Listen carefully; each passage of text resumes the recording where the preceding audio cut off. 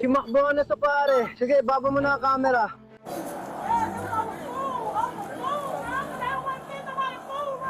Pinalalabas kami lahat. Sabi nila umiiyak pa rin siya, kaya hindi kami makapag-concentrate. Yung pinagtatawanan nyo kanina, nandito na. Hindi yan ubra. Hindi nila nakuha, gusto nila sa driveway. Ilang beses na ba tayo nagmaneho? Dumadaan sila. Malalaman natin ang pupuntahan nila. Kaya ano ang nangyaring pagpatay? Sa kasamaan pala, ngayong araw, yung babae, pumano na siya sa ospital. Iyan ang malungkot na bahagi. Iginagalang ko na ayaw mo magsalita kasama ang iyong abogado. Pero sa kasama ang palad, kakasuhan ka. Sige. Nagkaroon ng gulo sa McDonald's sa Atlanta dahil sa pagtatalo ng mga customer tungkol sa pagkain na nauwi sa putok ng baril sa loob ng kainan. Isang ina ng 4 na anak ang dinala sa trauma center pero hindi siya nakaligtas. Pinagsama-sama namin ang mga police body cam video mula sa magulong eksenang yon, ang mga nagmamadaling tawag sa 911 at ang footage ng sinabi ng batang salarin tungkol sa sarili niya. Maligayang pagdating sa sidebar mula sa Law and Crime. Ako si Jesse Weber. Isa sa mga pangunahing motibo sa mga kaso ng pampatay ang lumalalang alitan. Dahil dito, ang simpleng pagtatalo ay agad na uuwi sa pisikal na away at mabilis gumamit ng baril ang mga tao. 19 na taong gulang si Tanaya Evans nang siya ay dinala sa punong tanggapan ng Atlanta PD matapos ang Pasko ng 2023.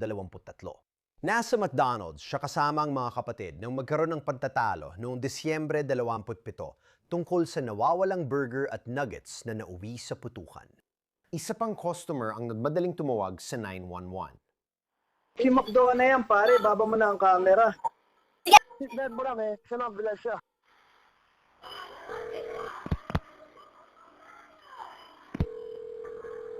Where's his daughter?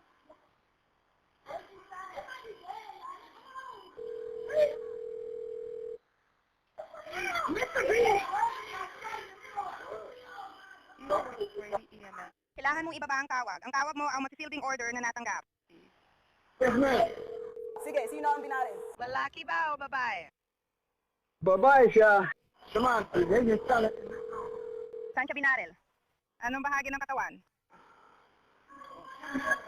Nagsisimula na tayo. At natanggap na ang order. Oh. Saang parte ng katawan na tamaan ng bala ang babae? He shot in the heart. Minsan mahirap intindihin ang tumatawag, pero sinusubukan niya ipaliwanag sa mga dispatcher ang nangyari. Pwede mo bang sabihin kung ano talaga ang nangyari? Hindi ko kaya. Oh. Nasaan yun? May bata, pumasok sila McDonald's. Nakita nila nagtatalo, kasama ang super body. Ibig ko sabihin, isipin mo lahat ng yon.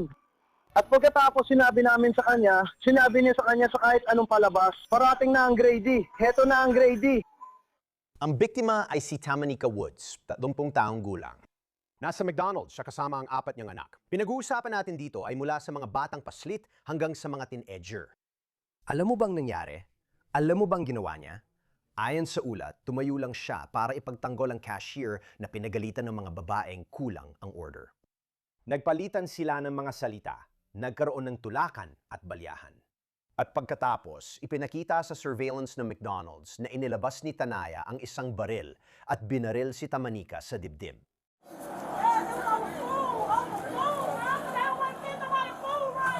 Pinalalabas nila kami lahat at sinasabing ito ang krimen. Dios ko.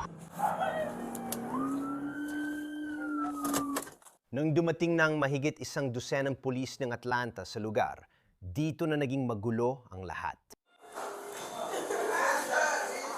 Hindi ko alam! Pumasok sila rito! Hindi pwedeng magtagal dito ang mga babae nyon!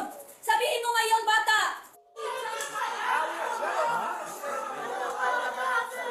Ha? Kalokohan yun, sa totoo lang.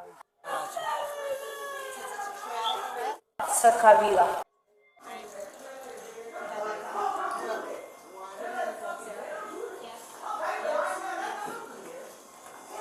Ma'am, pwede niyo po bang ilabas ang bata, pakiusap? Anak niya yan. Sige, tutulungan kita. Pero hindi mo pwedeng kunin. Ay, Diyos ko! Pwede ba natin pakinggan sila? Kailangan kong palabasin ang lahat. Kailangan kong palabasin ang lahat. Tumayo kayo dito. Hindi ko alam. Hindi ko alam. Ayos lang yan. Ayos lang yan. Sa ngayon, ito ay isang crime scene. Pakiusap. Pwede bang lumabas muna kayong lahat? Pakiusap. Kailangan na natin umalis. Kailangan natin lumabas doon. Tumayo ka muna sa labas. Kasama mo ba siya? Asikasuhin ko na yung batang makulit, okay? Salamat ah. Pwede bang tumayo ka dito? Lalapitan ka namin para kausapin. Ma'am, ako na po bahala sa inyo. Tumayo po kayo sa harap namin. Siyam na put anim. Ang file labing apat ay 26.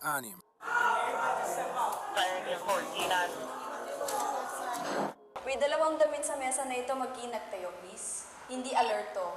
Walang malay, hindi humihinga o may ginagawang CPR. Kailangan natin tapusin ito. Pwede mo bang buhatin ng konti? Sige ako na. Sige. May isang lalaki na nag-CPR kay Taminica. Sinabi niya sa pulis na kakarating lang niya sa restaurant para kunin ang pagkain nang makita niyang nakahiga si Taminica, kaya tinulungan niya ito. Sa labas, sinusubukan ng mga pulis na makuha ang totoong sagot kung ano ang nangyari dito. Pero sasabihin ko sa inyo, mataas ang emosyon ng mga tao. Nakahiga siyang tumawa sa sahig. Uy, girl! No. Hindi nyo kayo! Sila ang nauna sa akin! Ano, labas ka dyan?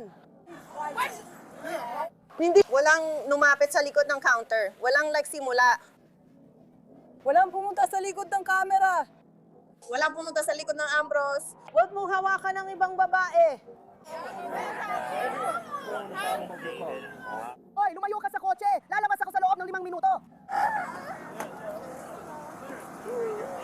Oy, tingnan mo yung bagay na yan. Walang pakialam kung depensa mo lang sarili mo. Malaki ang gulo niyan. Anong ibig mo sabihin? Ayaw mo madamay ka sa pagpasok mo, alis na ako dito. Sabi ng ate ko, hindi mo alam ang nangyayari. Kung sibilyan, magagalit din kayo sa maliit na issue. Kaya nagsimula siyang magdala ng baril. Sabi pa niya, pwede akong tumawag ng tao dito. O pumunta kayo dito, babarilin ko kayong lahat. Mga bata pa kayo, bakit mo sinasabing kukuha ka ng baril? Si Cool Pop na may baril sa suit niya. Nilalapitan mo pa ako, ginaganon mo pa ako, parang tinatapon mo sa mukha ko. Paulit-ulit nilang tinuturo mukha ko. Itinuro ko rin ang mukha niya at sinabihan siya tigilan ako. Tinulak niya ulit mukha ko kaya nag-away kami. Pinag-iwalay kami ng ate ko. Ikaw ay nasa kustodya. Hindi ka pwedeng umalis. Hindi ka pwedeng umalis. Sige. Kailangan nating humanap ng sasakyan para sa'yo. May iba ka pa ba? Sandali lang, ibibigay ko lang ang mga gamit ko kay mama. Ba! Ma! Bukas ba ang kotse mo? Hindi. Iyo ba yan? Hindi nakalak yan. Sige. Lahat ng tao na nasa kotse. Sige, nakadetain siya at hindi pwedeng umalis. Ilak ko lang. Stop arguing. Oy! Umatras ka! Umatras ka! Umatras ka! Umatras ka! Umatras ka! Tumigil ka! Tumigil ka. Itigil mo na, malakas na pagsara. Pasensya na, akala ko dito dapat. Hindi ko alam na makakaharang ako. Kailangan ninyo kunin ang video. Hindi ko na ulitin, umatras ka. Hindi ko na ulitin, umatras ka. Poposasan din kita kung hindi ka sumunod. Poposasan ka rin kung hindi ka sumunod. Umatras ka. Hindi naman ganun yun. Sige. Kaya pala natalo kayo, pero sumali ang babae. Sumali ang babae, alam mo na kung ano man. Palitan lang ng salita. Sumali ang babae at pagkatapos ay tinawagan niya ang isang tao at may sinabi tungkol sa pagpapasabog ng utak. Kasi babarilin daw niya silang 4. Kaya ganun ang nangyari ngayong gabi, hindi walang uuwi na babarilin. Walang babarilin na kahit ano. Tapos sabi niya, oh mga malandi kayo kung ano man. Ganon, nilapit niya ang kamay niya sa mukha ng kapatid ko. At sabi ng kapatid ko, tigilan mo ang paglalagay ng kamay mo sa mukha ko. Inalikan niya siya ng ganon. Nagkaroon ng gulo, tapos may nagpaputok ng baril.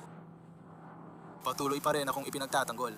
Pero mula simula, dapat ninyong makita, parang ang gulo, akala nila silang tinutukoy mo dahil sa pagkain natin. Oo, hinatid mo ang sombrero ko. At mali ang pagkain natin dahil dumaan tayo dito nang maayos naman. Tapos nagsimula na silang magpatumpik-tumpik. At doon nagsimula ang pagkikita. Yung kapatid kong babae, sinabi niya sa kanila, parang Bigyan sila ng isang segundo. binigyan mo sila ng segundo. Magugustuhan mo yan. Handa ka na?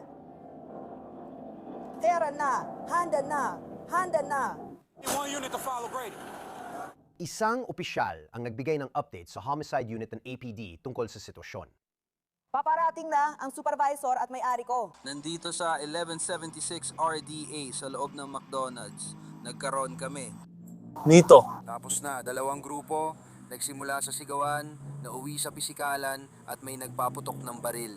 Isang biktima ang tinamaan sa dibdib at critical ang lagay. Ngayon, halatang natataranta at nabigla ang nakaduty na manager ng restaurant. Sinabi niyang paparating na ang kanyang supervisor at mga regional manager. Paparating na ang supervisor ko at ang may-ari. Lahat ay darating na. Pahingi lang ako nung sandali. Wala naman ako ginagawa. Hindi niyo alam tumahimik. Yan ang problema. Sabi ko na pabayaan niyo na lang ito dahil sa headlight. Nandyan siya. Ano to, pare? Mr. B, ano yung EPA? Nag-CPR siya. Nakita niya ako. Nagbabantay lang. 6 na minutong layo.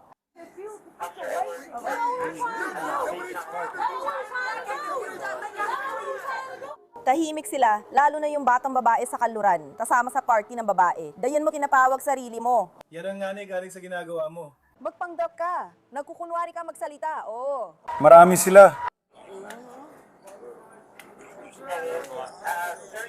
Sinabihan ko sila na hayaan na lang nung may baril silang dala at lumabas. Babaeng, nagpaputok ng baril.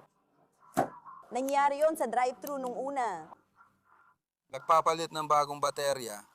Na dead bat afo, ayaw umandar. Pagkatapos nilang pumasok mula sa drive-thru, may kulang daw sa order nila. Sabi nila, may 2 upuan daw na kulang. Quarter pounder at cheeseburger daw ang wala. Habang nagrereklamo sila, sabi ko, sige, ako na ang bahala sa kanila. Yung babae na nakapink, bigla siya nakipag-away kay Uni. Sabi ko, wag yun na silang intindihin. Hayaan niyo na lang sila. Siguro yung ate o pinsan niya, yung pumasok sa lobby, sabi niya, ang bastos ng mga taong to. Ganon talaga sinabi niya. Ang bastos ng mga customer. Sabi niya, huwag kayo mawala ng trabaho. Hindi naman mawawala trabaho nyo. Nagiinit na sila. Yung babaeng bumaril, kinuha ang baril niya. At sinabing, babariling ko kayo. Babariling ko ang isa sa inyo. Te, sabi ko, ayos lang. Sabi nila, minatamaan. Pero di ko nakita. Nagsinunggaling ako sa kanila. May ganyan din akong baterya. Anong nangyayari? Naintindihan kita. Gusto lang namin malaman kung ayos lang ang mga tao niya. Ibig mong sabihin, physical na ayos ba? Naiintindihan ko na ayos ang lahat physical. Hindi, ang tinutukoy ko ay mas emosyonal. Oo, maghintay tayo sandali. Pagdating ng investigador, gagawin nila ang trabaho nila. Tapos, pwede nang umalis ang lahat. Kailangan lang nating abalahin sila saglit. Walang problema. Nagbigay rin ng salaysay sa pulisya ang iba pang mga saksi, kabilang na ang lalaking tila humawak kay Tanaya at sa kanyang baril, at pinigilan siya hanggang sa madala siya ng mga pulis sa kustodiya. Pwede ba kitang kanungin? Sige lang, pare. Itong lalaking ito ba ay opisyal? Tinanong siya kasi nilabas niya at tinutukan ba rin sa ulo ng anak ko. Parang wala ka namang kinalaman dito. Mabuting Samaritano, sinabi mo pulis ka, pati sa kanila. Hindi niya alam na tinutukan mo rin sila ng baril. Oo, kung ginawa mo nga, alam mo ba, gusto kitang ipa-aresto dahil bata at anak ko yon para mahuli, para madi eksakto. Kaya gusto ko rin ipa-aresto ka.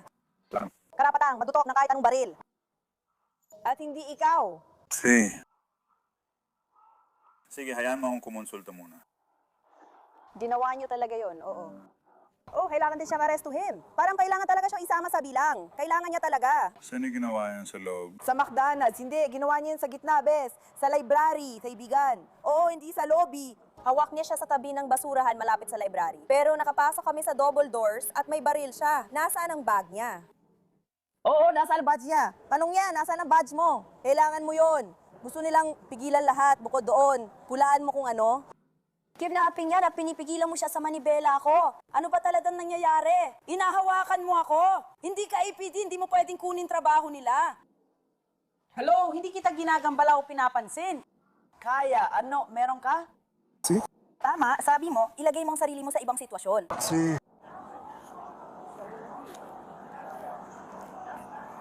O, dun sa taas. Nagsisinungaling ako. Sino?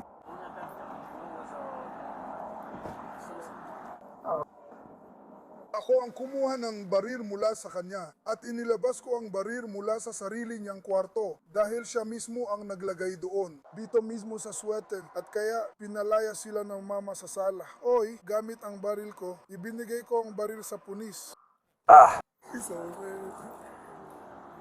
Sinasabi ko sa iyo, kung paano niya sinabi sa amin, pabayaan ko ng sarili ko. Pabayaan ko ng sarili ko. Magiging kasabot ka sa pagpatay. Naiintindihan mo ba ako? Sinusubukan mong pabayaan ng sarili mo. Sinusubukan mong pabayaan ng sarili mo. Binabago nito ang dynamics ng lahat. Pumunta lang kami rito para bumili ng burger. Naintindihan kita. Ayoko. Ayoko na kailangan niya makita yon. Oo, parang grabe. Pumunta lang ako para bumili ng cheeseburger. Ngayon ko lang to nakita. Gets ko na. Nakita ko nung binulot na yung baril, parang laki ng reaction mo. Sabi ng squad, gawin mo lang yan, pero mahalaga talaga to. Mahalaga ka kung makuhanan ka namin ng pahayag. Magbibigay ako ng pahayag. Ready ranging 34 puntos, siyam naput isa. Pigilan ko lang siya kasi ayaw kong umalis siya, lalo na't nasuntok siya kagabi. 4 ang batang nakaupo rito, pero kailangan pa rin niyang balikan ng mga anak niya. 24 siyam napu at 340 siyam. Kumpirmahin ang signal 48.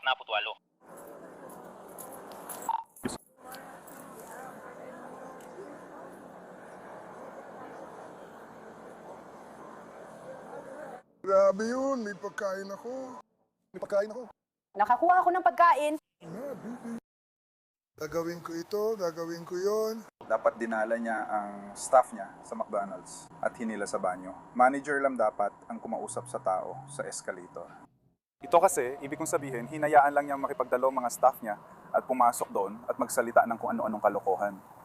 Pinanood lang namin ang nangyayari, tapos sinabi niya, may baril daw siya. Nung nakita ko yung suntok, sabi ko, ay, tapos na. Tapos, bigla na lang, Ilang suntok pa bago? Isa lang, yung babae na nakarosas, nadali rin siya.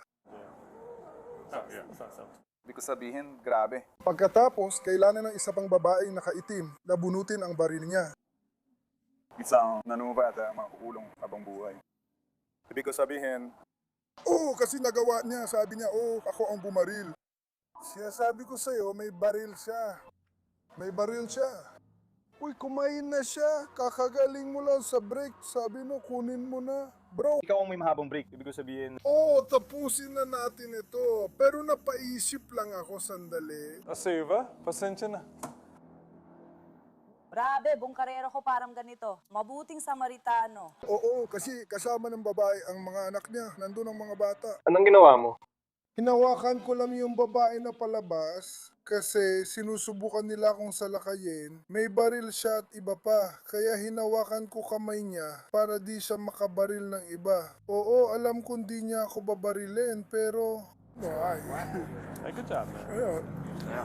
Mga taong kumikilos. Pare, nakita niya lahat ng mga bata dun sa loob. Oo.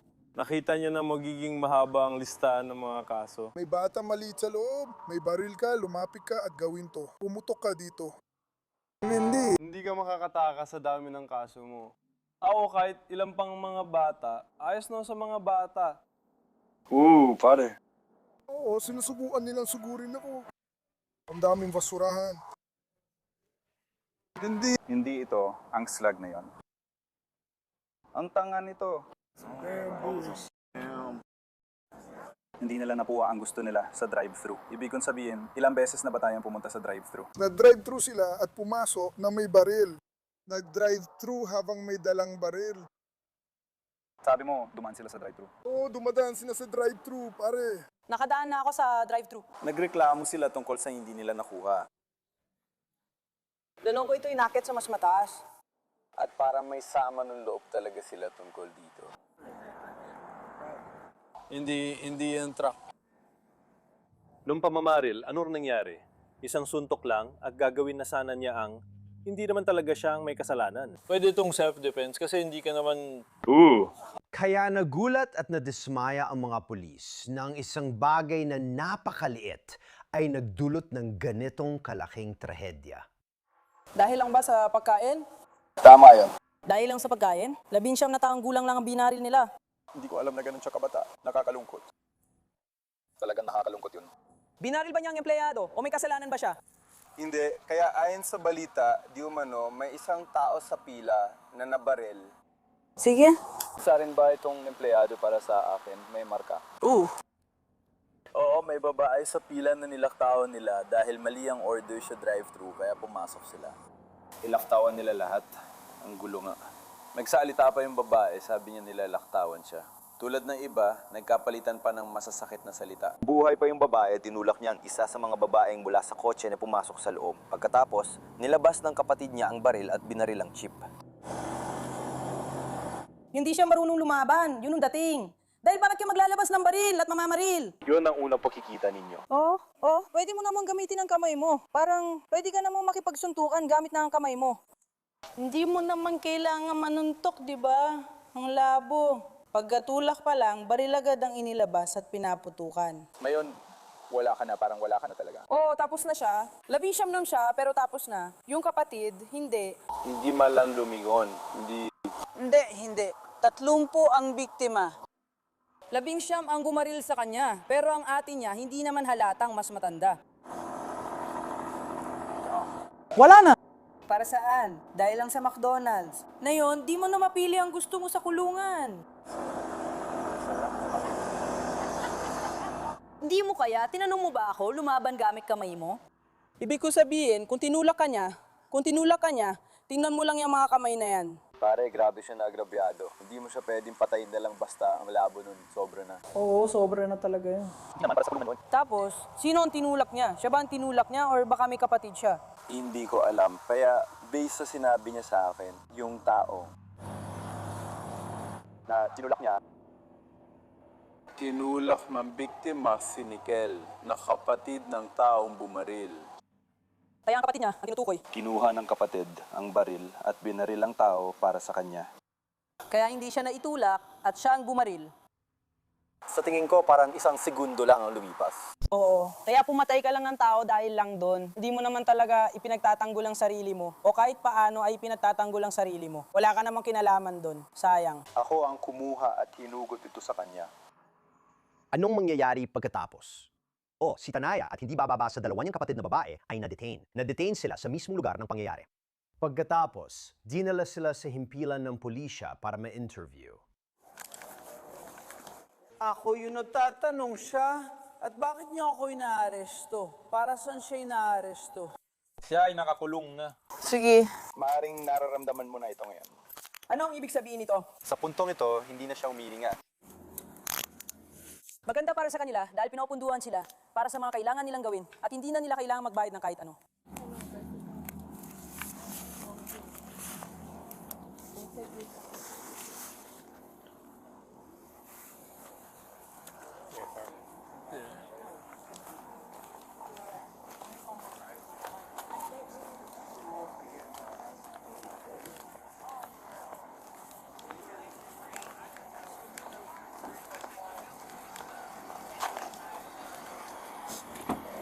Sinitiya ko lang na wala akong dala.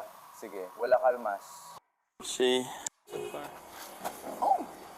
May ID ka ba? Or naibigay na sa amin? Sasabihin na natin.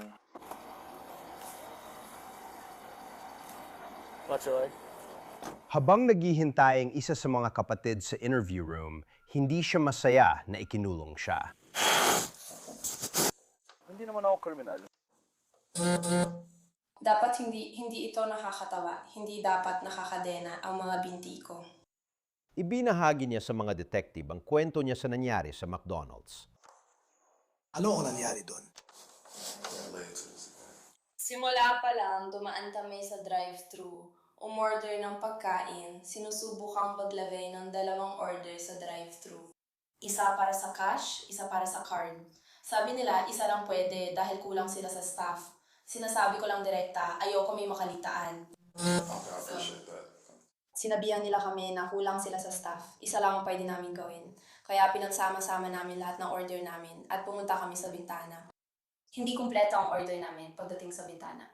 Sinusubukan namin sabihin kay ate na gusto pa sana namin magdala ng pagkain sa order.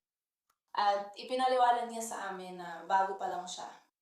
Kasi parang meron silang, alam mo yun, si ate na unang kumuha ng order namin, parang may konting attitude or kung ano man. Paglapit namin sa bintana, ibang babae na ang nandoon. Sabi niya, pasensya na po, bago lang po ako. Sabi namin, oo, naiintindihan namin. Akala lang namin sa una may attitude siya. Kaya nakuha namin, nagbayad kami para sa pagkain namin. Pumunta kami sa pakalawang bintana para kunin ang pagkain namin. Tiningnan namin yung mga bag namin, hindi kumpleto yung laman. Kaya pumasok kami sa loob para sabihin sa kanila gamit ang resibo namin at ipaalam na hindi kumpleto ang pagkain namin sa mga bag. Kaya, alam mo na, yung mga nagtatrabaho sa fast food, parang sinabi nila, wala kaming ginawa pagkain o kung ano man. Kaya sa tingin ko, parang may konting, alam mo na, attitude sila or kung ano man habang ginagawa yung pagkain. At tapos, yung isa sa mga kapatid kong babae, siya yun. Sorry. Ayoko palang pasin ito. Habang naghihintay kami ng pagkain, may nagsabi sa likod, bakit nandito pa kayo? Sabi ng kapatid ko, kung kumpleto na pagkain namin, nakaalis na sana kami. Tapos, pagkatapos magsalita ng isa sa mga babae sa likod, yung babae sa harap ng cashier, parang naramdaman niya na yung mga emosyon o kung ano man. At tingnan mo, yung kapatid ko nandito lang, dito yung lugar kung saan tumatayo ang mga tao, at ito yung kanila, alam mo na, kung ano man. Yung kapatid ko nandito lang, kumukuha ng sausawan sa loob. At yung babae sa cash register, parang sabi niya, umatras ka, gumaganito ng ganito. May ugali siya, at di ko alam ano sinabi ng kapatid ko sa kanya. Tapos yung babaeng nabaril, nagsalipa siya at may sinabi siya. Tapos sinabihan niya yung babae na parang, alam ko na girl, parang ganun. Parang tinagtatanggol niya yung babae sa cashier. Hindi ko alam kung anong sasabihin sa amin. Kaya pagkatapos, yung isa pang babae, siguro yung babaeng tinatatanggol yung cashier. Pakiramdam niya yon, ang paraan niya para magpasikat o magpakitang gilas. Kaya naglalakad siya pabalik, parang oo, kasi walang gustong makipag-away. Parang walang gustong talagang mang-away o magsimula ng gulo. Sinasabi lang niya na gusto niya makipag-away o kung ano man. Tapos, isa sa mga kapatid ko, sabi niya, bakit mo ginagawa lahat ng yan? O kung ano man, sinasabi niya na pwede ka naman mag-time out o kung ano pa man. Tapos, isa pa sa mga kapatid ko, sinasabi rin niya yon.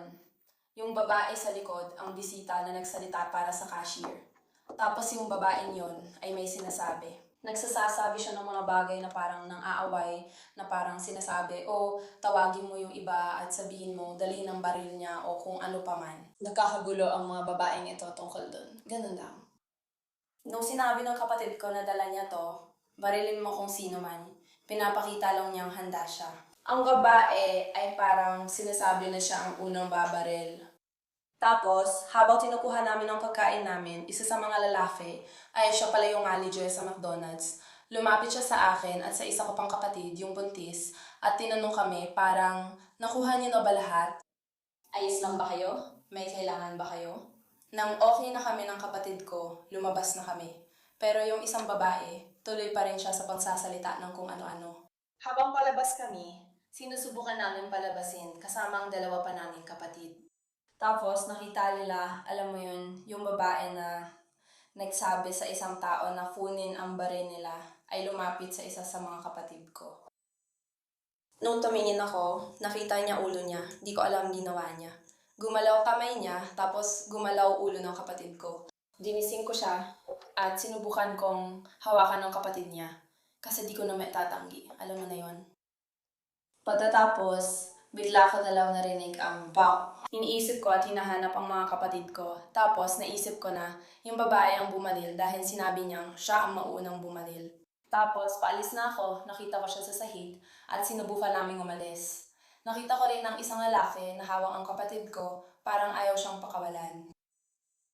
Tinawagan namin si Mami at sinundo siya.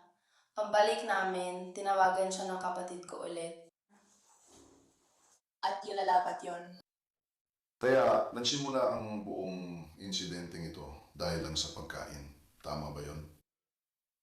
Sa drive-thru, mali ang naibigay na pagkain. Hindi ko masasabi na nagsimula ito dahil lang sa pagkain kasi Hindi yun ang tamang dahilan, pero totoo ang nangyari. Isang tao lang ang sumali sa sitwasyon na hindi naman dapat.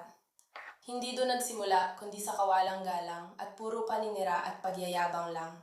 Puro salita na sinasabing, dadawin mo ito at iyon. Doon ang talaga naramdaman ko. Doon nagsimula yun. Walang gagawa nun at hindi mababaliw ang kapatid ko kung pagkain lang ang dahilan. Last time hindi pa kumakain buong araw, kaya minsan nagiging masungit ang ugali, pero hindi ko masabing dahil lang sa pagkain yun. Masasabi ko na dahil yon sa may ibang nakikialam sa issue. Oo, at wala naman siyang kanalaman dito. Di ko alam kung magkaibigan or magkamag-anak sila ng cashier kasi madalas kakampi ang tao sa pamilya. Naiintindihan ko, pero di ako sigurado kung estanggero o kamag-anak siya. Bigla siyang dumapit at nagsabi, ako na mabibigay ng 5. Parang na-challenge siya at sinabing mabibigay ng file, baril o anuman. May pinapasok din siyang tao. May pinapasok daw siyang tao. Sino raw yun? Nag-usap sila. Hindi ako sigurado kung lalaki o babae yun. Oo, sa kasamaan pala yung babaeng na baril. Pumanaw na siya na yon, hindi siya nakaligtas. Yun ang malungkot sa insidente nito. So, anong ibig sabihin yan para sa kapatid kong babae? Hindi pa namin alam. Iniimbestigahan pa namin. Pero sa ngayon, Pwede niyan tingnan ng mga kamera? Meron ba silang mga kamera na pwede ninyong makita? Oo. Papapasindan mo ang video. sige, nakuha na natin yun na yun. Pero may mga camera tayo ron na sinusubukan makakuha ng access niyo. Sige. May isa pang kapatid na babae na nagbigay ng mas detalyadong ulat sa ibang pulis at unang binanggit na pinaghinalaan ng mga empleyado ng McDonald's na peke ang perang ginamit ng mga babae.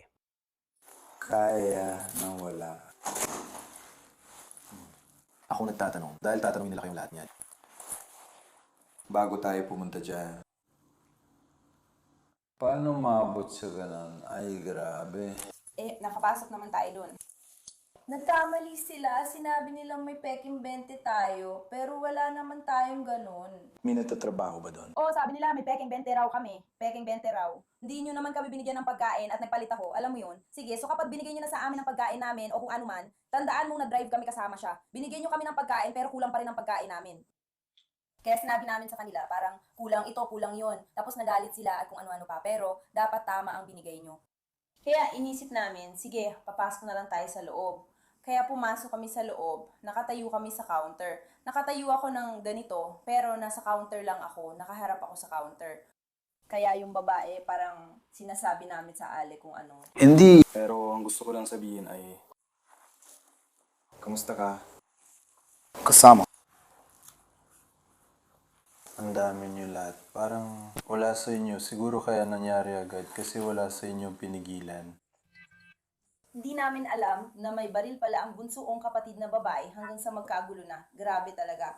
Bago pa namin malaman na may baril ang kapatid kong babae, tinawagan ko na siya. Kayong apat, hindi pa umaalis sa bahay. Hawak ko na yon habang hunihingi siya ng kamera, tapos nagpaputok na siya. May mga taong pumasok, sabi niya, kayo raw ang nagpaputok.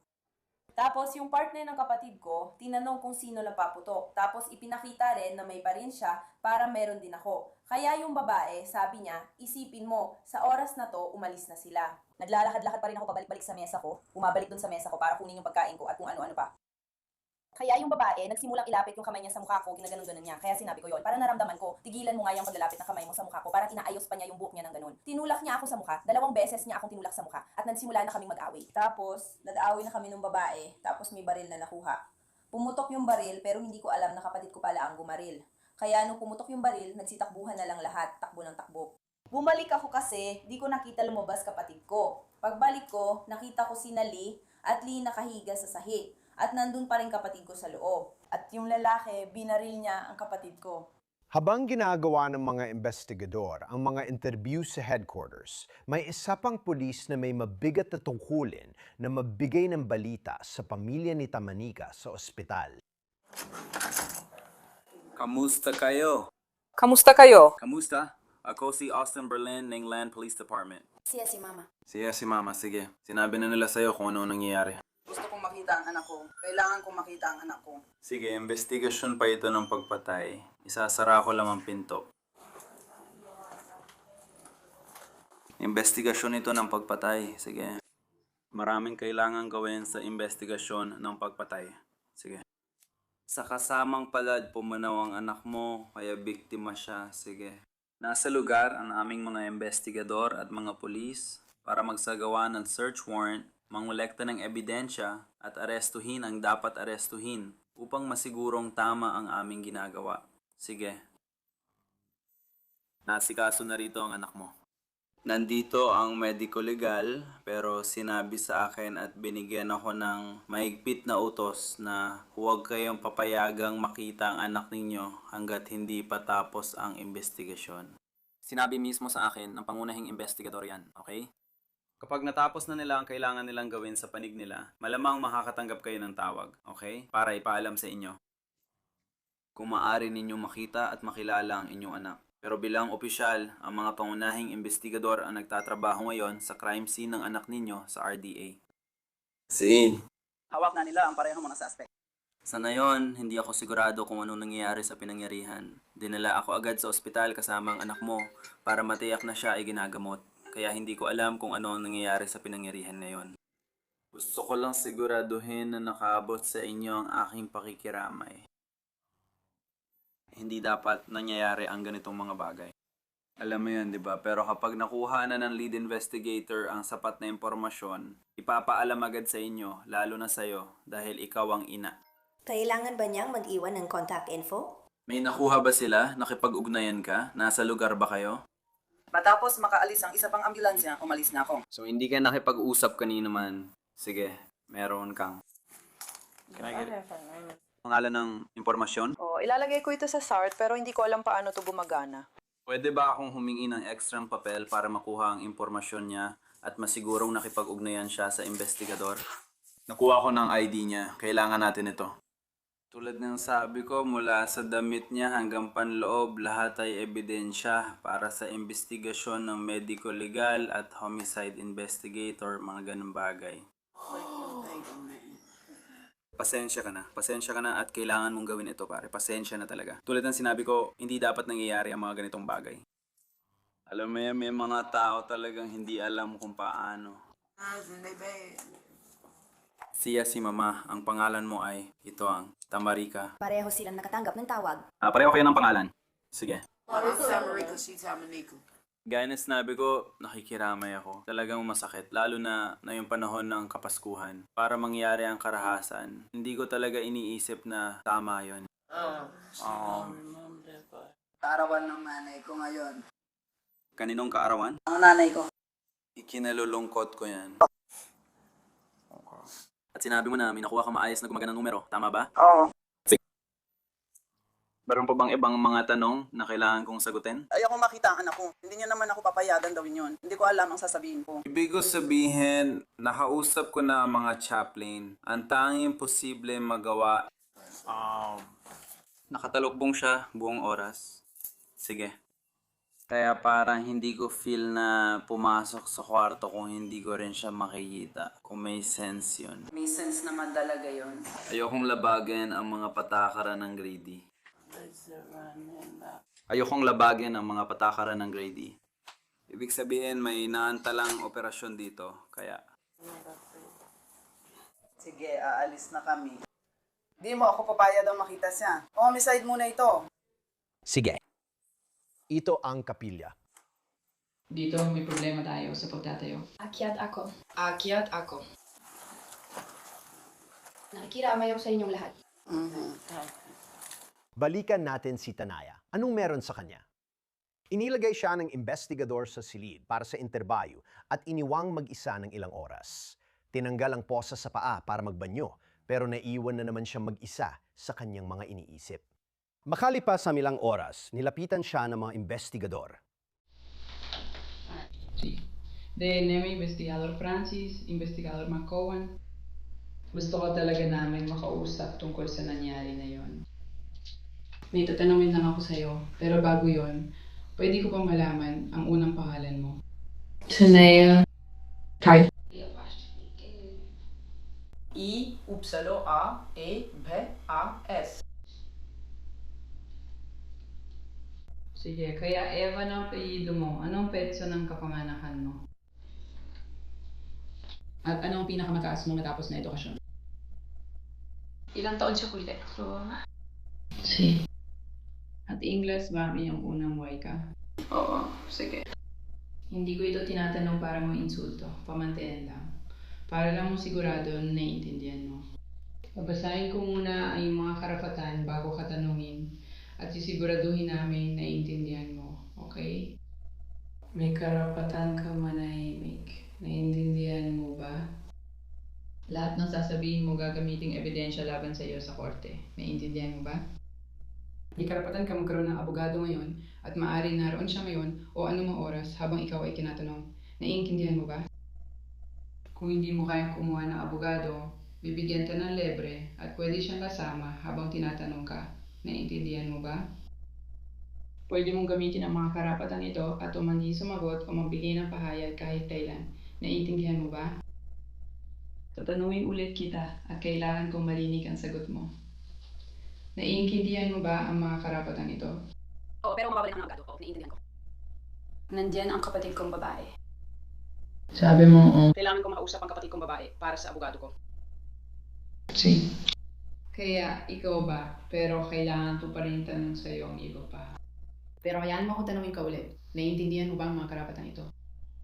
Gusto mo bang makipag-usap? Gusto mo bang makipag-usap sa amin ngayon na walang abogado?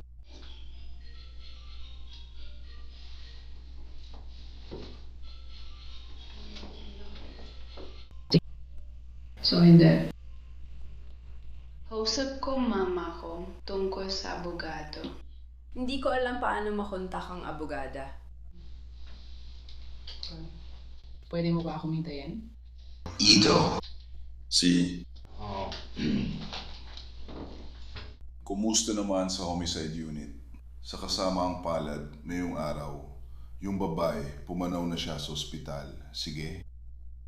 Yun ang malungkot na bahagi. Naiintindihan ko ang gusto mong kausapin ang abogado mo, pero kakasuhan ka pa rin, sige? Si... Sandali, mabalik ako. Papayatan kitang kausapin ng nanay mo sa telepono, sige? Matapos ang 2 oras at matapos subukan ni Tanaya ang lahat ng paraan para makaupo sa silyang iyon, sa wakas ay natawagan niya ang kanyang pamilya. Alam mo ba ang numero na kailangan mong tawagan?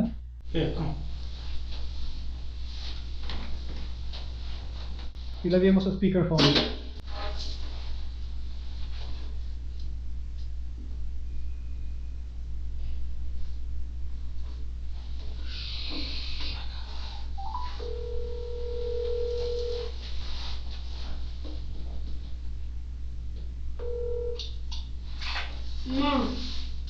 Tanaya, hinihintay ka na naming tumawag.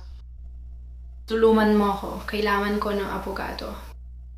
Ayos ka lang? Sumunod ka. Nathan, huwag tumanggi. Huwag kang mag-alala. Nakipag-usap na kami sa mga abogado. Pupunta sila dyan bukas para kausapin ka. Sabi nila, huwag pag-usapan sa telepono. Magiging ayos ka lang. Si. Oo, ako na ang bahala. Sige, okay. Nasa bahay na sina Mama at Apple. Alam kong gusto mo. Alam kong gusto mo. Kailangan mo lang kumalma at itigil ang batiya. Magiging maayos din ang lahat. May paraan para makatawag ka. Pwede mo yung tawagan bawat flight. Pinakausap namin ng bata sa Telepono at alam namin ito. Oo, gawin mo yan. Ilalagay nila ang oras sa pagpatong ng paa mo. Si. Gusto mo bang makipaghalikan sa kanya habang nakapantalon at mga ganong bagay? Parang pwede ka namin tawagan, ulo mo at mga ganong bagay. Hindi. Nasa headquarters ako sa kwartong ito. Lahat tinatanong mo, ikaw ba sumulat ng nick na yun? Hindi. Ayoko makipag-usap. Oo, maganda yan. Panatilihin mo at huwag susubok hanggat hindi mo kausap si Renee Rockwood, abogado nyo, mag-aanong oras. Dadalhin ko siya doon at makikinig pa rin ako. Susubukan niyang kunin ang telepono mo at hindi lang mananahimik. Huwag mo itong ipagsabi kahit kanino. Hindi pwede. Nandito na ako. Oo, alam na namin na lahat ng nangyari. May ibang nagre-record din sa loob. Ayos din ang lahat. Sige. Ayos ka lang ba? Hindi. Sige. Ay, Diyos ko. Sige na. Malalakas lahat ng stats na yun, kaya maayos nating maisa sa ISO lahat hanggang maging ayos ng lahat. Ay, gusto nila. Hindi ko hahayaang umasa ka. Hindi ko yan tatanggapin. Hindi sila binibigyan ng piyansa para sa pagpatay. May sasabi lang ako ng totoo. Okay, oo, totoo yan. Yan ang kwento mo pinanindigan. Hindi ako ang investigador mo. Kailangan mo rin tandaan na may video camera sa lahat ng nangyari. Kaya kung yan ang kwento mong paninindigan, sinasabi ko lang sa'yo. Nabigla sila nakakapagpiyansa para sa pagpatay. Hindi naman sila nakakapagpiyansa para sa pagpatay, kaya malamang doon ka lang hanggang sa pag-iidis mo. Gaano katagal usually yun? Maaaring ako siya na Ang ibig kong sabihin, mga alas 5, ang abogado ko. Kahit na kumuha ako ng abogado. Kahit may abogado ka, hindi agad magsisimula ang paglilitis. Maaari itong tumagal ng 6 na buwan hanggang 1 taon bago ka sumalang. Dadaan ka sa mga proseso, kabilang ang unang pagharap at preliminary hearing. Sabi ko nga, tulad ako tayo, Bitla, may piyansa ba sila kahit sa pagpatay? Kahit na yung self-defense na kaso, hindi rin. Bihira sila makakuha ng piyansa para sa pagpatay. Kaya kung sila magkakaroon ka ng magkakaroon ka ng prelim, di ba, sa prelims, ipapalabas nila yung video mula sa insidente.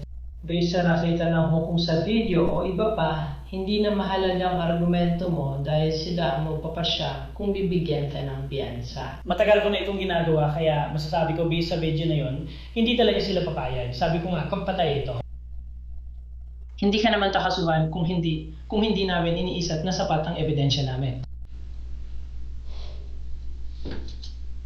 May iba ka pa bang tanong? Ano raw ang sinasabi nila? Inaakusahan ka ng papatay. Ibig ko sabihin, ilan? Ilal? Gaano katagal? Gaano katagal ang inabot mo? Nakarating ka ba? Gaano katagal silang kinasuhan? Pagpatay. Pagpatay, papatay. Para sa pagpatay. Ibig mo sabihin kulungan? Oo. 25 hanggang 30 taon. At tama ang hula ng opisyal. Si Tanaya ay magpapalipas ng mga dekada sa kulungan dahil sa ginawa niya. Batay sa record ng korte ng Fulton County, una siya nag-plead ng not guilty sa murder, felony murder, possession of firearm habang may felony, at aggravated assault. Nagawa ng abogado ni Tanaya na makipag-plea deal kaya umamin siya ng guilty sa voluntary manslaughter, possession of firearm habang gumagawa ng felony at aggravated assault. Mukhang na-dismiss na ang kasong felony murder. At noong Nobyembre ng 2024, iniulat na hinatulan si Tanaya ng 25 taon sa kulungan. Kaya 20 taon para sa manslaughter at aggravated assault at dagdag pang 5 taon para sa kaso ng baril. Yan na muna ang update namin dito sa Sidebar mga kaibigan. Maraming salamat sa pagsama sa amin. Tulad ng dati, mag-subscribe sa YouTube, Apple Podcasts, Spotify o saan mga podcast platform. Mapapanood nyo rin kami sa Peacock ng NBC. Sundan ako sa X, Instagram, @NewsNation, show kong Jesse Weber Live, Lunes-Biyernes alas 11 p.m. Eastern. Kita-kits sa susunod mga kaibigan.